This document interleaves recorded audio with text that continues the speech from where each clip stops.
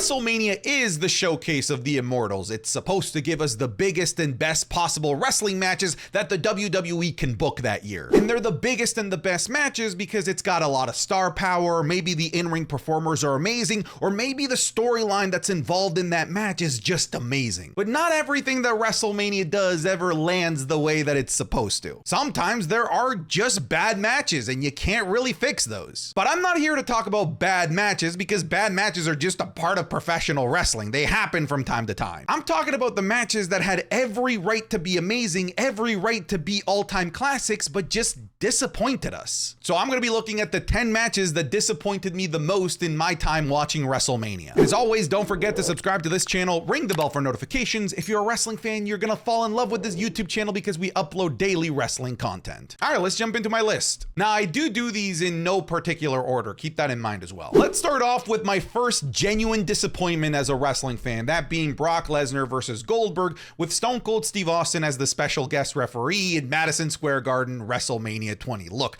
I know that this particular match is just on everyone's list of one of the worst WrestleMania matches of all time, but I need you to get into my brain for a second. This is the year 2004. I am 11 years old. I know that if you were a smart fan back then, you knew that both of these guys were on their way out. Brock Lesnar was going to go play for the Minnesota Vikings or the NFL, whatever it was, and Goldberg was just on his way out. He didn't re-sign with the WWE. These are things that the smart fans and the people back in internet forums knew, which is why the crowd turned on this match and why both of these guys just didn't give a damn about the outcome and how good the actual match was. I get that.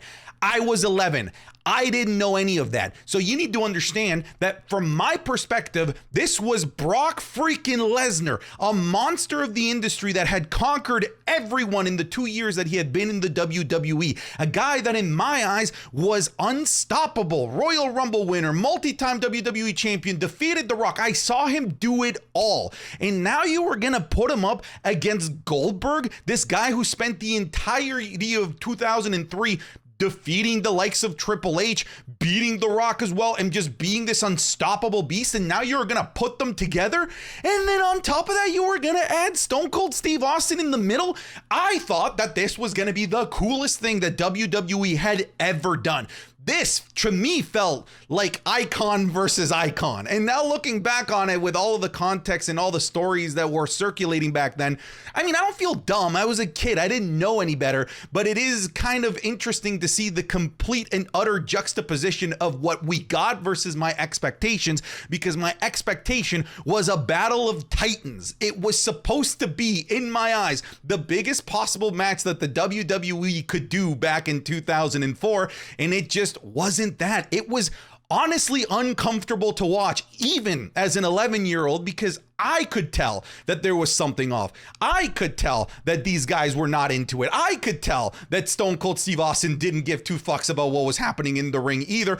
It was awful, dude. And I always look back on that time almost a little bit with a smile, because those were the times when I wasn't in the know of the world of professional wrestling. I was a casual fan, and we need to remember that most people that watch the WWE are like me back when I was 11 years old. Most people don't follow wrestling online and follow dirt sheets and follow all of these rumors. So yeah, a lot of people, I would imagine, had the same reaction and expectations that I had, and a lot of us were let down because not everyone was a smart fan. But yeah, this was my first, I guess, dose of realism to the world and business of professional wrestling, because even as an 11-year-old, I immediately just like rushed to my dial-up internet, because I still was on dial-up back then, to try and figure out what the hell that was all about. This match was just uncomfortable because, yeah, dude, like, if you know that two guys are out the door right after this match, like, of course they're not going to deliver anything. You should have had them in complete different matches doing the job for somebody that's going to be there the next day, somebody that actually cared about delivering a good match, not two guys that couldn't give a rat's ass about the reaction of the fans or the people watching at home, because there was no one around to hold them accountable because they were done. This was a bizarre decision. It's like, imagine firing an employee at the beginning of the day and telling them, well, actually, you can still work for the rest of the day. And then after 5 p.m., then you're officially done with the company. Are you expecting them to do any sort of good work between the time that you fired them and the rest of the day? No, it's just weird. No, it's not a weird analogy. That analogy made sense, damn it. I promise you, I'm not just here to dog on Brock Lesnar, but here's another Brock Lesnar stinker, the no-holds-barred street fight between Dean Ambrose and Brock Lesnar. This should have been amazing. There's a couple of reasons why it should have been amazing. This match actually had a really fun build up to it, which is why sometimes I caution people when they say, well, this match has no build. I'm like, hang on, it could still be amazing. Look at Rhea Ripley versus Charlotte. And I also warn people, just because it's got a good buildup doesn't mean that the match is going to be really good. This is a great example, Dean Ambrose versus Brock Lesnar.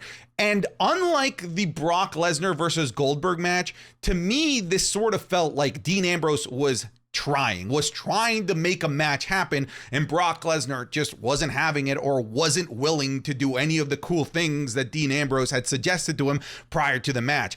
The other reason why this had every right to be good is because we had kind of recently seen Brock Lesnar a few years ago in a fantastic street fight against John Cena at Extreme Rules a few years back. And that was fantastic. So we knew that Brock Lesnar could also get crazy. We knew that Brock Lesnar could get extreme. You couple that version of Brock Lesnar with the lunatic fringe Dean Ambrose, who was over as hell, so over that people thought he actually should have won the Royal Rumble that year and become the WWE champion.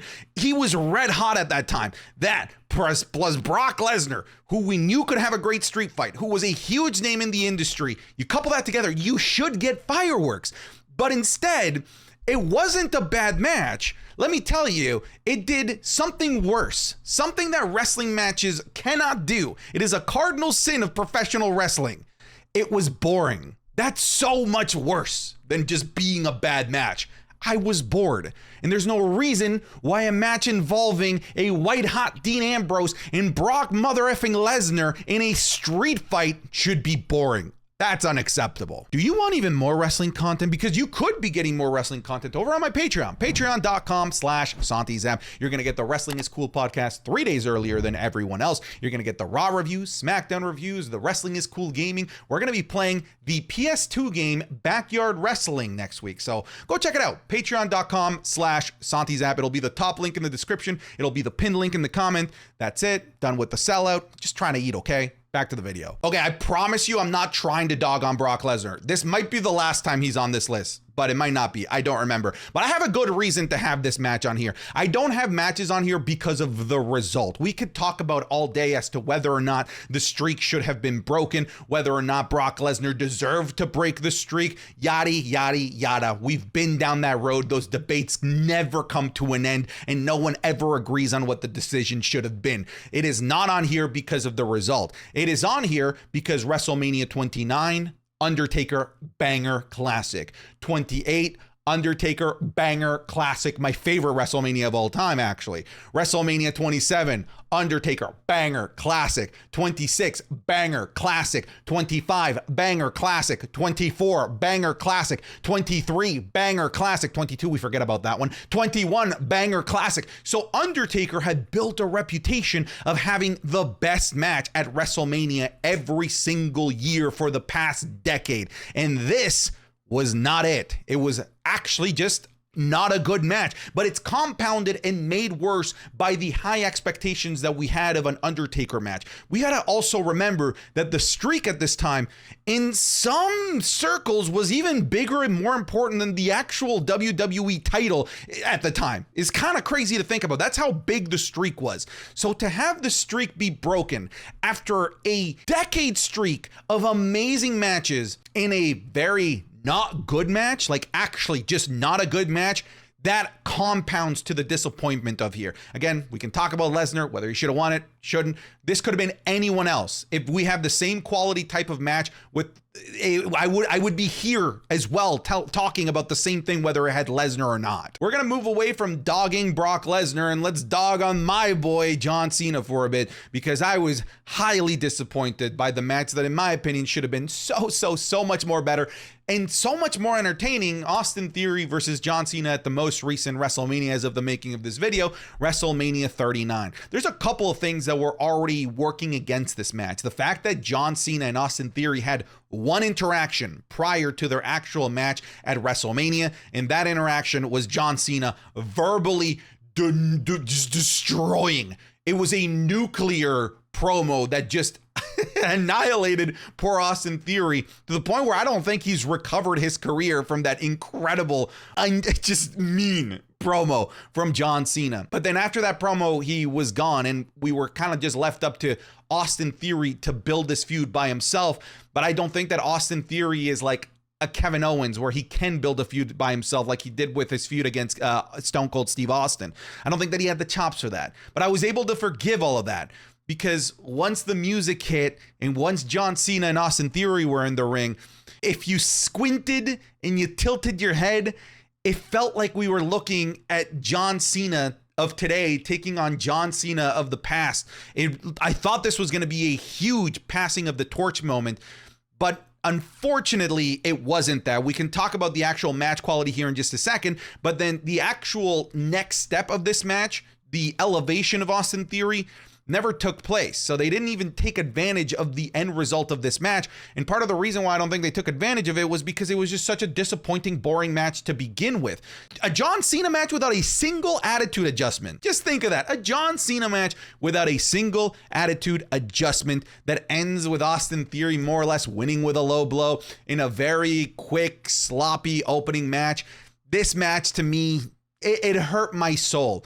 This was also the match where I started to see John Cena's age. And I hate saying that because I'm a massive John Cena fan. And he lost in front of Make-A-Wish kids. Come on. I'm sorry. I'm back to John Cena. John Cena versus The Undertaker is one of the biggest travesties to happen in WrestleMania history, because this match should have happened when they were both in their prime. Remember when I gave you that list of Undertaker classics? One of them should have probably been against John Cena at some point or another during that great decade of amazing streak matches. It should have been peak Undertaker versus peak John Cena. Unfortunately, what we got was a disheveled Undertaker that had already lost his streak at that point versus a John Cena that was more or less already on his way out of the WWE to become a full-time Hollywood actor. So what we got was a match that, although had the star power in name, was years far too late. Did not deliver in ring, did not deliver in terms of actual hype and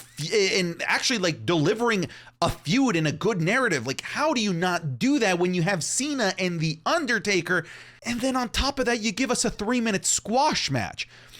A 3-minute squash match where one of the biggest names in professional wrestling, John Cena, was the one getting squashed. I've heard their reasonings to this. They've done interviews about this match. Undertaker was not happy with the decision to go down this route, and I'm with Undertaker. This should have been a 20+ minute match. I get it. Taker wasn't up to having those amazing 20-minute matches, but this is once in a lifetime. Like, damn near once in a lifetime. Yeah, we were getting it late in the career, but you could have at the very least done the bare minimum to make this a big marquee match. You could have done a feud. You didn't. You could have had, like a 15, 20-minute match. You didn't. You could have not made it a squash, and you did. You did all of the wrong things to make this match into what it ended up becoming. AJ Styles versus Shinsuke Nakamura. This is one of the matches that's on here that's actually just not a bad match. Hear me out. I think it's a perfectly fine match. There's just a couple of things wrong with it. One, the ending. Nakamura turning heel on AJ Styles was a bizarre decision. I think almost everyone collectively that was around was kind of confused and just not okay with the random decision to have Shinsuke Nakamura low blow AJ Styles and have him turn heel when Nakamura was like a red hot babyface. So many people love Nakamura. He was so over. He was having amazing matches prior to the main roster in NXT, moved on to the main roster with so much hype, won the Royal Rumble. People love Nakamura. So the heel turn at the end really dampened an already kind of dampened match. And I say this again, it was a fine match. However, the expectation of Nakamura versus AJ Styles looking back on it, was borderline asinine, like what we had. Our expectation was that this was going to be the greatest professional wrestling match ever. Literally, the greatest professional wrestling match ever. We were all collectively ready to have this above Undertaker and Shawn Michaels WrestleMania 25. We were ready to put this above Shawn Michaels Kurt Angle WrestleMania 21. We were ready to place the crown on AJ Styles versus Shinsuke Nakamura to be the best match in the history of the WWE. We've seen them work before. They've put on match of the century candidates before, and it was just a match. It followed a very rudimentary cadence of moves, a very simple in-ring story. Again, not bad, but the expectations that we collectively set as fans maybe set this match up for failure. But I still feel like our expectations were justified. These were like the two best workers on the planet at the time, and they just didn't perform like they were. Again, fine match, but our expectation was greatest match of all time, and we didn't even come close to that. I've talked about this match ad nauseum. Triple H versus Randy Orton, WrestleMania 25 for the WWE Championship. Couple of things that were going against this match. First and foremost, this should not have been the main event of WrestleMania. It should have just been the Undertaker versus Shawn Michaels. I get it, have the WWE title close, but you should have, as WWE, you should have seen it coming. You should have expected that Undertaker versus Shawn Michaels was going to be so damn good that the crowd was going to be completely eliminated from any other match moving forward, because they were just going to be exhausted, because they knew that anything that was going to come after that couldn't even touch the heels of how good that match was. That was problem number one. Problem number two was the asinine, stupid stipulation that they put onto this match. For you to understand why the stipulation was so dumb, first you need to understand how good the feud was. This is one of those matches where the feud was amazing. The feud was one of the best that I have ever seen. And on top of that, the star power, one of the two top guys in the WWE, Triple H and Randy Orton, it was a match made in heaven. This was a blood feud. This was a feud where Randy Orton was attacking Triple H's family members. This was a feud where Triple H broke into Randy Orton's house and threw him through a window. This was a feud that was a blood feud in every sense of the way that that word is supposed to be used. These guys hated each other. And the stipulation for this match, after I told you all that, you might think, street fight, no holds barred match, unsanctioned. The stipulation for this match was if Triple H got disqualified, then Randy Orton would become the WWE champion. Pretty much completely nerfing all of the great blood feud storytelling that they told, handcuffing these guys into having a regular match when everything in terms of context that we had told us that it should have been everything but. This should have been unconventional. This should have been violent. This should have been, to use the moniker, extreme. This should have been a personal fight, not just two guys clocking in to do, to clock into WWE towers to do their job of being a professional wrestler. These guys were supposed to hate each other. The stipulation of Triple H not being able to get disqualified completely neutered this match from everything that it could be. So sadly, on here. There are so many historian revisionists that think that this was the right call. This was the World Heavyweight Championship match between Sheamus and Daniel Bryan, where Sheamus won in 18 seconds. And yes, I guess when you look at, with the power of hindsight, you look at how every domino fell afterwards, how popular Daniel Bryan became after that,